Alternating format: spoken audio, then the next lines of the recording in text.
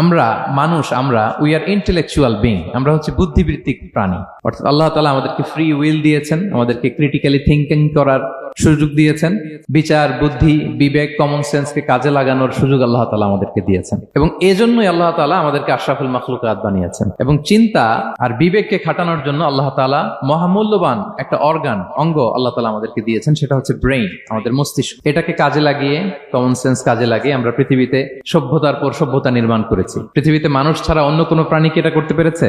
এবং আপনি শুনলে অবাক হবেন, আমাদের এই যে ছোট্ট ব্রেইনটা, খুব বেশি না কিন্তু ওজন, একটা প্রাপ্তবয়স্ক মানুষের human brain on an average 3 pounds, মানে 1.5 কেজি। এই 1.5 কেজি ওজনের ব্রেইন দিয়ে আমরা পৃথিবীতে এই সভ্যতাগুলো বিনির্মাণ করেছি। আমাদের এই ব্রেইনের মেমোরি ক্যাপাসিটি, মেমোরি স্টোরেজ অনেক বেশি। বিজ্ঞানীরা গবেষণা করে ওনারা জানিয়েছেন যে আমাদের হিউম্যান ব্রেইনের মেমোরি হচ্ছে 2.5 পেটাবাইটস। আপনারা মেগাবাইটের নাম শুনেছেন, গিগাবাইটের নাম শুনেছেন, পেটাবাইট হয়তো অনেকে শুনেন না। পেটাবাইট আরো অনেক বেশি, অনেক বড়। তো 1 পেটাবাইটে হয় 1 মিলিয়ন গিগাবাইট। তার মানে আমার আর আপনার যে হিউম্যান ব্রেইন, এই ব্রেইনের ক্যাপাসিটি হচ্ছে 25 লক্ষ গিগাবাইট। সুবহানাল্লাহ, এত আসতে।